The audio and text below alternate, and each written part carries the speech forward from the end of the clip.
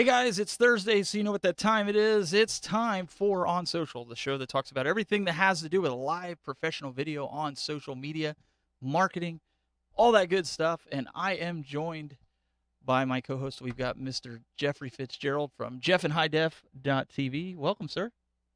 Hey, always awesome to be part of the gang here. I know Marty is unavailable this week. He's certainly healthy, nothing like that, but he's not with us, right?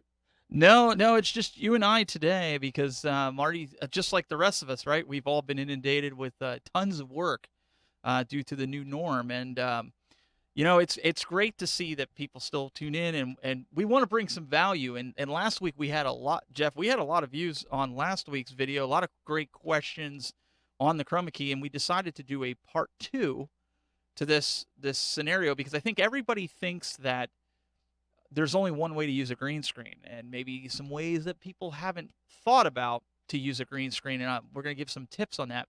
I want to let you know Jeff also did a really cool Wirecast tip video for this week. It has to do with Stinger transitions. If you're wondering what a Stinger transition is, you want to know how to do it, you want to stick around later in the program as Jeff, you have a really good workflow, I should say, on how to do that, right? Yeah. In the Wirecast users forum, somebody was asking about, and they were a little frustrated, rightly so, that they were having trouble figuring out how to do it. And so what I did is I put together a real quick little work demo of what that looks like, and we can certainly take your questions and go from there. And Steve, the more I'm thinking about it, I am beginning to think that Marty might be in a band, like a maybe a 80s Caucus Eagles band, because he's always busy. And then on top of that, he's really busy now, which we know live streaming. A lot of people in the live stream community and the production community are working a lot of overtime to help with everything going on. But we'll make up for it the best we can. Absolutely. So one of the things that we talked about last week, and just to kind of recap real quick, we talked about putting a green screen up behind you. You know, Jeff has one. If you missed that show, go back and watch it. Jeff walks us through his studio setup. Now, I kind of let the cat out of the bag last week, and I said, I don't have a green screen behind me. I actually use a TV, and people were amazed at the fact that there is a way besides using a green screen to do that. Well, a lot of people don't have studios like we do, and they're forced into an environment where now they have to do a lot of this stuff at home. What are different ways that they can do it? And Jeff, one of the innovative ways that I thought, and I've used this in my own scenario, I've done it with Jeff Adams, is taking a picture frame, and I'm going to show that here. Taking a picture frame and putting a piece of green construction paper in it, or a piece of green fabric if you have it. So now I have to adjust this because in order to keep this in there, I didn't staple it in because it's my daughter's construction paper. She's like, don't ruin it. I need it. Um, so I left the glass in it. But what I want to show you is you could leave this up and put, with Wirecast, you could put a person inside that screen. Now I'm not going to put a person in there. All I'm going to do is I'm just going to simply key it out. So watch. Just that simple. You know, obviously, if there wasn't glass on it, you could get a really clean key. But the point is, you could set this up in your back on a shelf or something and have your guests on it. You could have like a really big frame. If some of you guys are good in woodworking, you could easily set this up and make a giant frame and put a green screen in it, if you will. Um, this is something that we found handy because one of the things that Jeff wanted on this is he wanted the ability to have like a rotating marquee, if you will. He had a bunch of advertisers that he wanted, and he wanted that to rotate on that, but he had a real set. He had like a wooden backdrop and everything like that. So he didn't want to incorporate the whole green screen and make it effect. He wanted to take just an element of it. And I've even done stuff with like comic book style and video game style stuff where I've taken, and I can't pull it off the wall, unfortunately, but I have a fake brick wall muslin on the wall. And I put a green screen behind it and I cut the center out that looks like it blew out, like from a bomb. And so sometimes when my son does videos, I can make that and have it looks like the city through it, so you can look through the wall. There's different innovative ways. And Jeff, I'm sure in your TV production history, you can talk on that. There's many ways of using real stuff with green screen in your shot Sure. and not go total green, right? Yeah, I mean, the whole idea for having a chroma key to have the ability to sit in front of the magic of being able to remove this color and replace it with whatever you want opens up an entire world. And it really, it all depends on what you're looking for. If you're looking to do something where you want to plant yourself into another shot fairly simply, we all know that that's really the primary use for it, and that you're not trying to look perfect in terms of it looking like you're really outside or things like that. But you can do those kind of things. Today I was actually part of PTC Optics. They had a worship summit, and I wanted to have a church background, and so I picked. I think I have it up over here. I just decided I wanted to make it look like I was in a kind of in a bigger setting a little bit, and so I picked a different background. Very simple, every day. Everybody knows it's the example of chroma key. You can change the backgrounds, but the flexibility and the functionality about it are incredibly resourceful when you want to do something different. And from there, just the basic setup of having the ability to do it, then you can get into things like finding on Video Blocks or Pond5 or any of these stock websites for stock footage, backgrounds and cityscapes, things that you may want to incorporate into your own look and put them into Adobe Premiere or Final Cut and make them a loopable background. And then from there, there's another level of that where you can even begin to try to model your light to maybe look the same way. For instance, if you had a late afternoon look for a cityscape and you were doing kind of a Friday after five kind of a thing, you could warm your lights up to a more orange look if you have the ones with the dial on them, or put an orange gel in front of them, move them to one side to where it's kind of the same stark lighting kind of coming the way the sunlight would. And you can begin to get a little bit more of a reality look to it. Again, it's a lot more work to do it to where it's like nobody would ever really know, but people kind of buy into the suspended reality of things. They know what you're trying to pull off and they're like, hey, that's pretty cool. But yeah, chroma key is not difficult, but it's definitely the kind of thing that if you don't pay attention to it, it can definitely eat up a lot of your time trying to figure out what went wrong. Again, smooth backgrounds, good lighting, and those things. And then at that point, it's just how do you want to be creative with it? Yeah, I mean, and what he brought up about Video Blocks and things like that. Wirecast actually has that built in too, so you can get all kinds of graphics, lower thirds, all kinds of cool stuff. I mean, we've grabbed some loops. I've grabbed some stuff from the stock media, so that's built in to get you some cool backgrounds. But I borrowed something else from my son for another demonstration of ways to do this. So if you guys remember last week, Marty had brought up when he zoomed out of his camera, he had like a whole mess on his table, and I don't mean mess in a bad way. He had all his work utilities. He had his wires and things like that on his desk, and when that's why he zooms in so far, right? So one of the other use cases is something that I borrowed from my son, and that is taking something like this, and you're like, well, what's so special about this? Well, this is his invisibility cloak. Okay. He got one of these, and it comes with an app for the iPhone. So you wear it normally like this, but if you look on the back, it's a green screen. So what this will do is this will allow him to disappear, so to speak, inside of this. So he can chroma key himself in the app, make himself disappear. So why am I bringing this up? So if I turn this completely inside out, it's now a black piece. It's a cloak. You can lay a piece of green fabric over top of the junk. We'll call it junk. That's on your desk, if that's your work area. Let's say you're sharing that with your spouse or whatever, and now you're working at home. You need to have a real clean video solution, but you can't take anything away because, well, I know if my wife came down here and started moving stuff, I'd be pretty upset, right? So you could get yourself a piece of green fabric, lay it over your stuff, and just like that, we can hide it.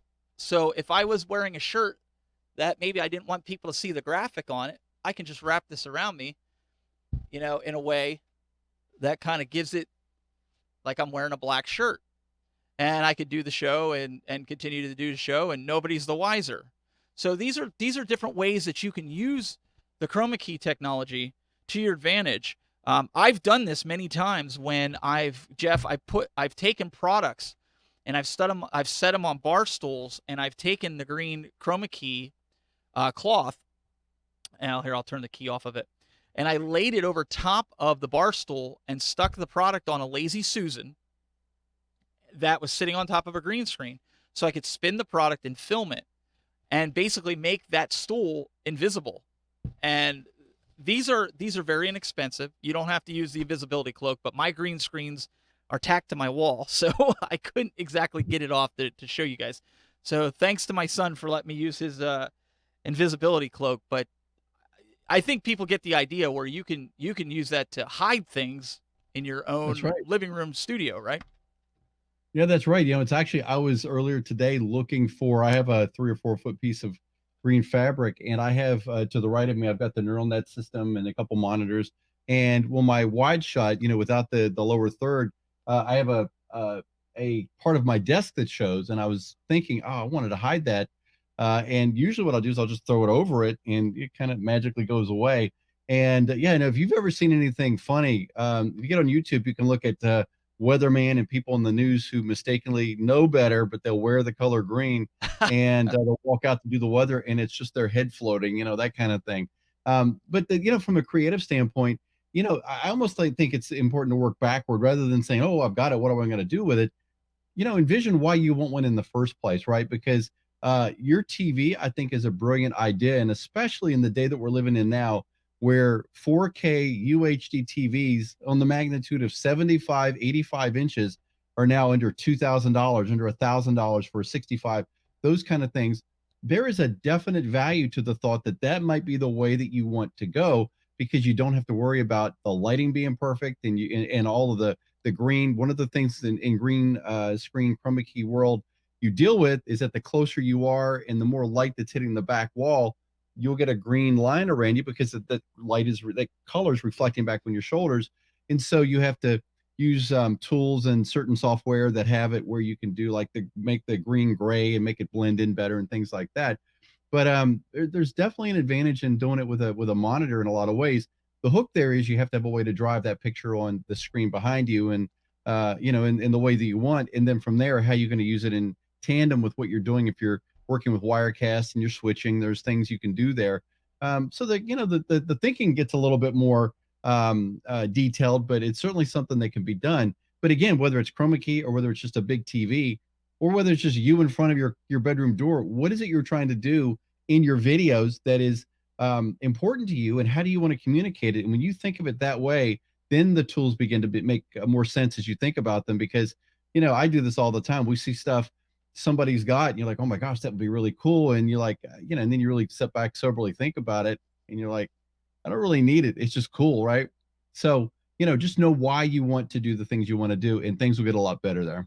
No, I would agree with that. And one of the things that we're going to show you guys is not next week, because next week there won't be a show. I'm going to be out of the office the whole week, take some much needed time off.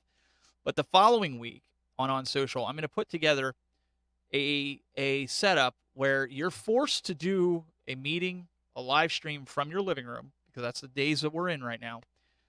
And I want to show you the improper techniques versus the proper techniques of setting that up, whether you're using green screen or whether you're just using things in your living room to make yourself look that much better without spending any money. And that was the big thing today, the takeaway.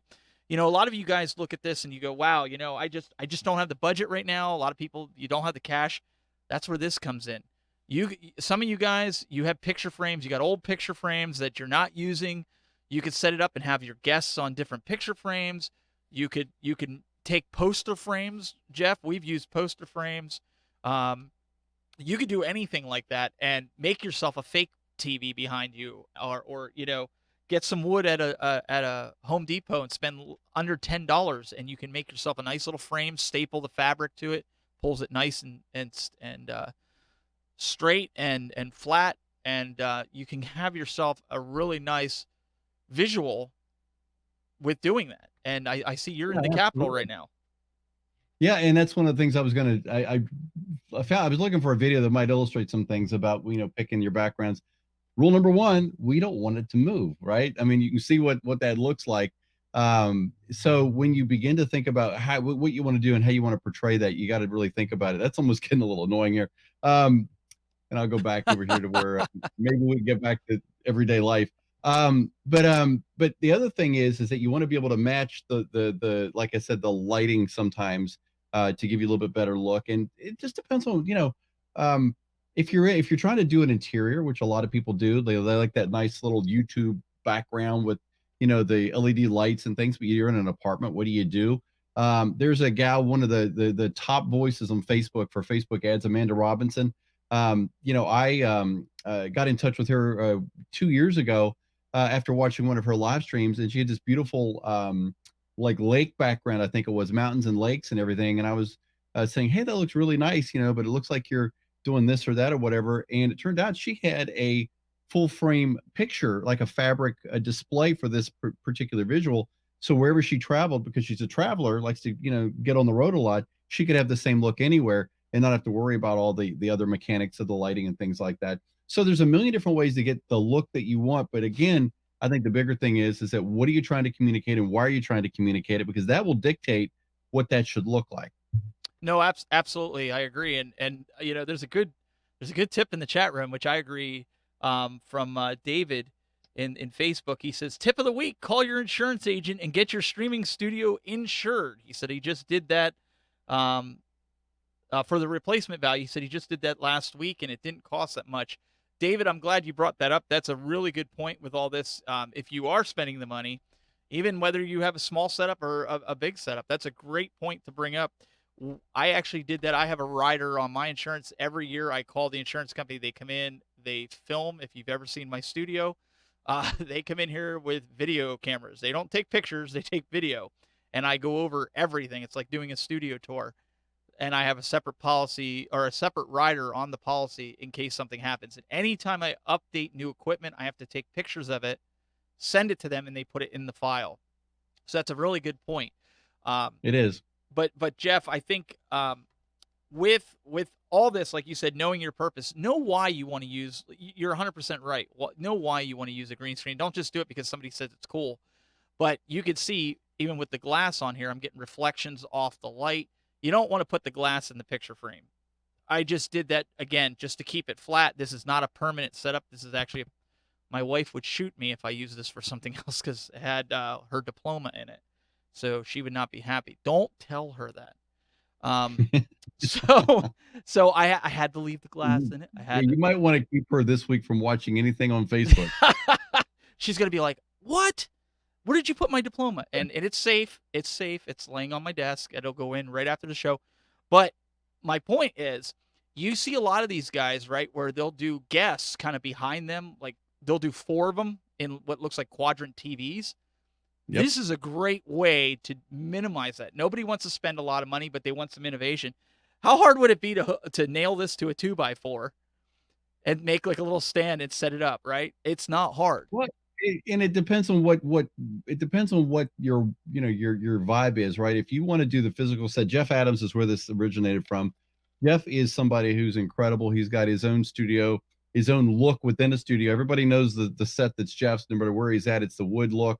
It's got a very cool vibe to it. And so in that setting, that physical green cutout was important in there. You can also do the same thing using Photoshop, or using After Effects. You can Mhm. build these other pieces. And while a lot of times, we're doing overlays and we're not keying with it, in theory, you can kind of do the same thing. You can do Luma keys, you can do alpha channel keys, things like that. But I think that one of the questions here, Marino's asking about how are we blurring our backgrounds. This was actually originally part of a stock loop background that I found on Pond 5, but it was of a corporate office, and it had like a bike in the background that's still there, and a table and things. And what I did is I put it into Adobe After Effects, added a blur to it, and there's different types of blurs. The Gaussian blur is the one that's the fastest, but it's also the one that I think looks kind of the most fake in terms of what blurs look like. Yeah, I added a camera blur, which is what that's called. And you can play with the settings and see kind of what begins to look right. Some of the mistakes with backgrounds when you're doing the blur is you either, and I think everybody does this at one time or another, you over blur it to the point where you're thinking, wow, that's going to set me off where I'm in the foreground and everything behind me is blurry.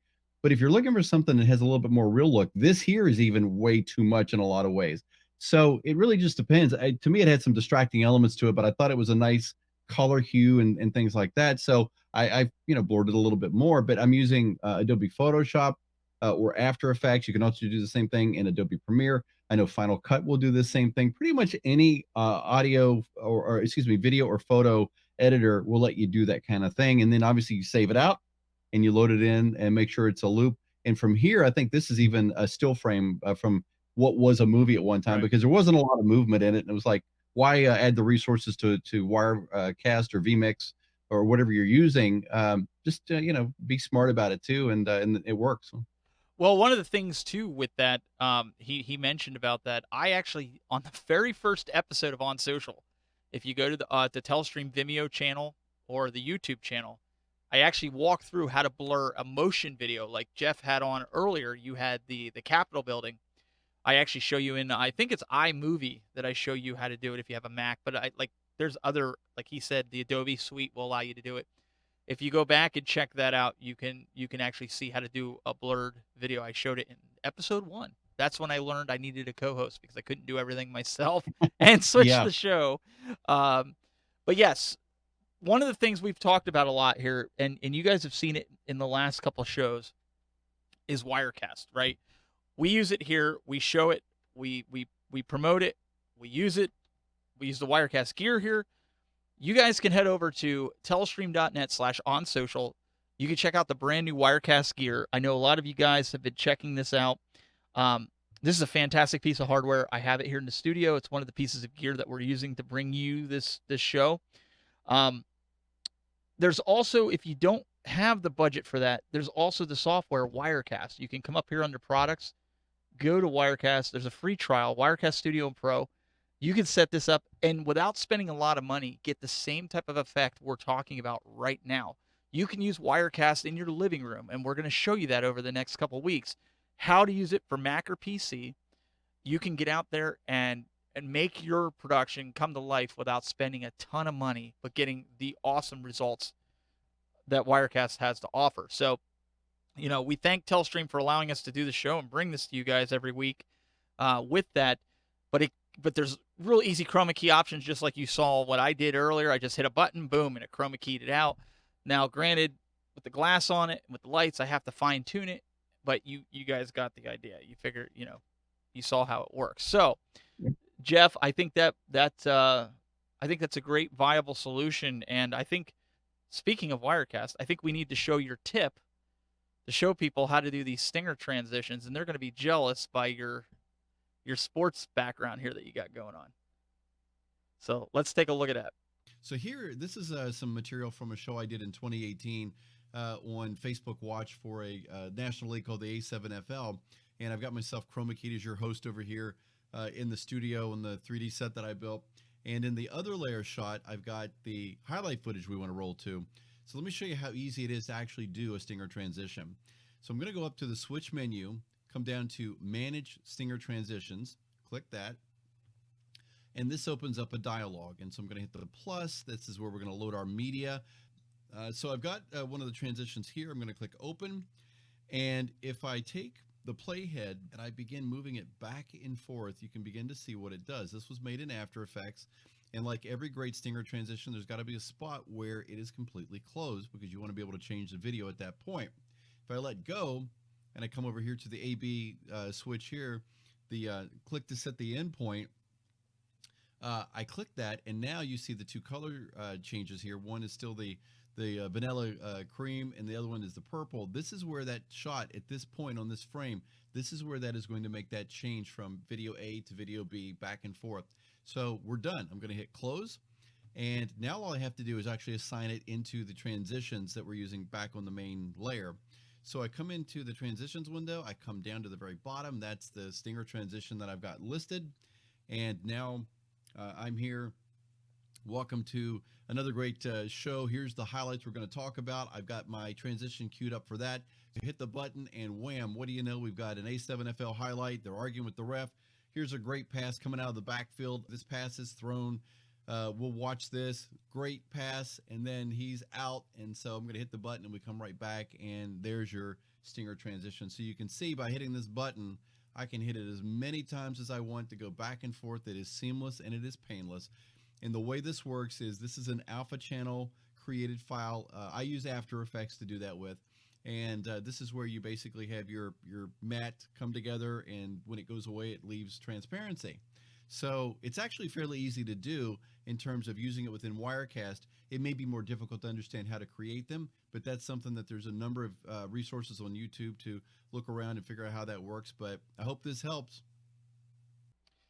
Well, I thought that was really good. I mean, I thoroughly enjoyed that. Jeff and I were talking during that, and Wirecast, actually, if you go into the stock media, if you guys didn't know this, following Jeff's tutorial, type in transition in the stock media library for those of you that have Wirecast, and you'll get a plethora of different transition light bars going across.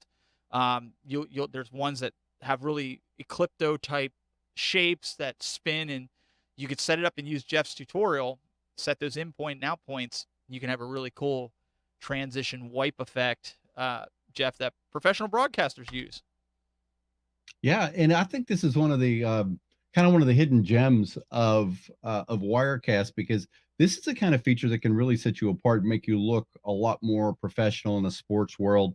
The A7FL uses this all the time, and it's a great thing because you have that ability to brand the in betweens, right? And when you're cutting away, it's the same thing like the Papa John's play of the day or whatever it might be, and it gives you a really nice ability. And I did not have audio on that file there, but you can also have the audio as part of it, and it would make the whoosh sound or whatever it is you want to do there. But yeah, I think it's actually pretty powerful, and it works really well.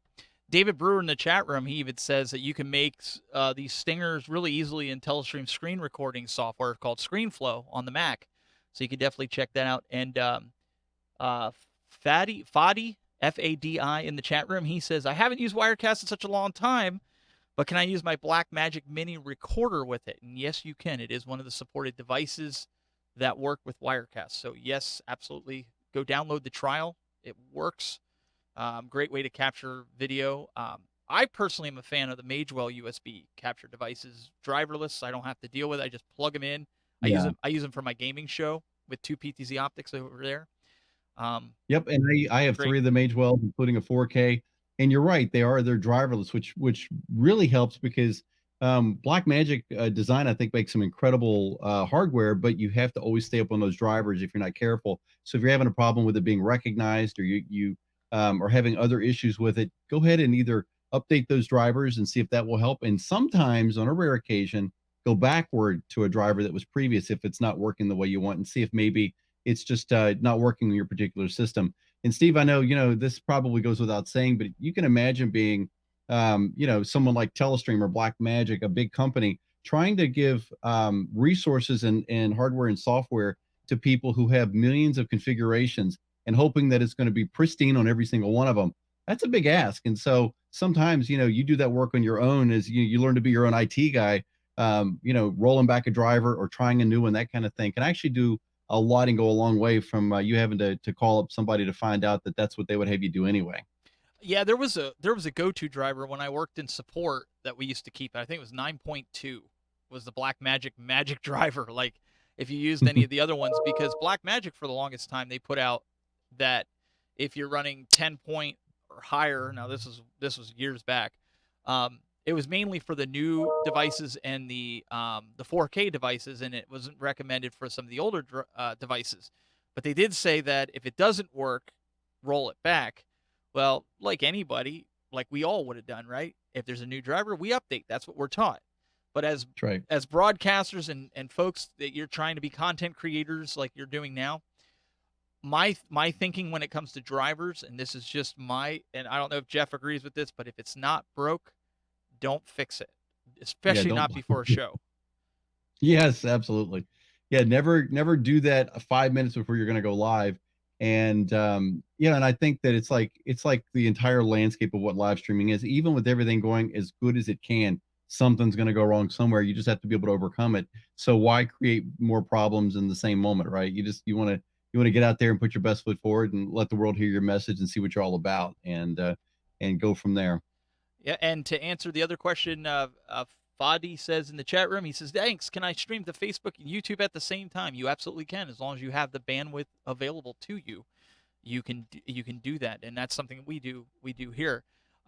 Just remember, and I think this is the takeaway from last week's green screening, this week's adding the different elements, whether you're using a frame or you're using a drop cloth that has green on it, just to get rid of some mess that you have on your table, or you're trying to do a product look. Just remember, the more elements that you add, the more complications that you add. You got to know your stuff. You got to, as Jeff said, know why you're doing it. Don't just do it just because it looks cool, because you're adding more complexity to it, which could bring on more problems. That, Yeah, and that's all I'm saying with that, right? yeah, and I mean, I think that's great advice. And I would go and say this as well. Obviously, there's so many different use cases. There's so many different levels of folk. For some people, this show is going to be extremely like low ball because they've done it for a long time. Others are going to be, oh my gosh, this is something I've never thought of, and we're trying to really with our show reach a bigger audience, but take people where we are and where we all want to go. And so that's some of what you're kind of seeing here. And if you want to see something specific answered about a green screen, if we can help you with that, would love to do it. Send us a note here in the chat about what it is you'd like to see, because as we go through the next couple of weeks, we can begin to roll some of these in. We can build some of this stuff, but it's a little harder during a live show to just say, oh, let me rearrange 4 or 5 lights, move some things over here. We're going to change the color a little bit here, because that takes a little bit more time. Could even take the whole half hour. But if we know what you want to see and you want to see a demo of it, be more than happy to help. So Absolutely, because Jeff and I are single producers. We don't have a team uh, doing everything. We're just it's a 2-man crew this week, and it's usually a that's right. 3-man crew. But yeah, I'm pushing the buttons, I'm switching, I'm hosting, and Jeff's doing that on his end, looking at comments. So absolutely, leave a comment. But we're gonna have to wrap things up here, guys. And I really appreciate everybody coming out. I hope you like the tip. Jeff did a fantastic job. So make sure, if you want to connect with Jeff and you've got some questions for him personally, you can go to jeffinhighdef.tv. Check him out on LinkedIn. If you look up Jeffrey Fitzgerald just about anywhere, you'll find him, and hit him up, because he does do consulting. That if you need help in your studio or you're trying to build a studio, definitely reach out to Jeff, and he'll be your guy. That's right. I would love to help. You guys know that. And he's also a 2-time Emmy Award winner. I mean, I'm just gonna throw that there as the icing on the cake. Just Well, saying, I just appreciate saying. that. Yes, no, I appreciate that. But the thing is, you all know this with what we're dealing with now currently in a global sense. What are we all realizing? The entire world has realized that live streaming and becoming visible online is really where you're going to have that identity, that brand authority. And I'm working right now with some gentlemen who were the former lead singers of the Temptations, the Four Tops, the Platters, and the Drifters, and we're going to be doing one of these live from the living room concerts in the next couple weeks. And I've been looking for webcams for them and different items I want to outfit them with. And there are no webcams left in America. I can tell you that. I have looked just about everywhere. And we're finding that people have really leveraged the technology now. And so what's going to happen is, once we get through this disease state, and we'll get through it, we're going to find that there are a lot more people doing live streaming for their business, for their brand, for their family, and everything else. And I think that's where the opportunity opens up for you. So this is the moment to get into it, to learn it, to really grasp what you're doing, know your why, and move forward with it, because this is only going to benefit you for now and in the future. It's going to be incredible for you. Absolutely. Great words of advice. And remember, guys, next week there will be no show. So get your questions, send them in. You can always send them to me at stephen.h@telestream.net. If it's a video that you want to show, hey, this is my studio setup, how can I improve it? I'm in my living room and I don't know the best course of action. Send it to me. I'll get it over to the guys, and we'll showcase it on the show here and kind of pick it apart in a good way and tell you where you can make some changes to benefit your situation and your solution, so that you're not spending money. We can help you situate yourself. So remember that. Go subscribe to Telestream's YouTube channels as Wirecast Tube and Telestream Tube. Like us here on Facebook, Telestream Wirecast, and I think there's even a Telestream page that is independent of the Telestream Wirecast. So go like that. We're in the Wirecast users groups that are all over Facebook, so get in that. We're easy to find all over the place, and we love helping out people. Guys, we really appreciate you tuning in. Stay tuned in 2 weeks for another episode of On Social. Until then, have a great week, and we'll see you on the next one.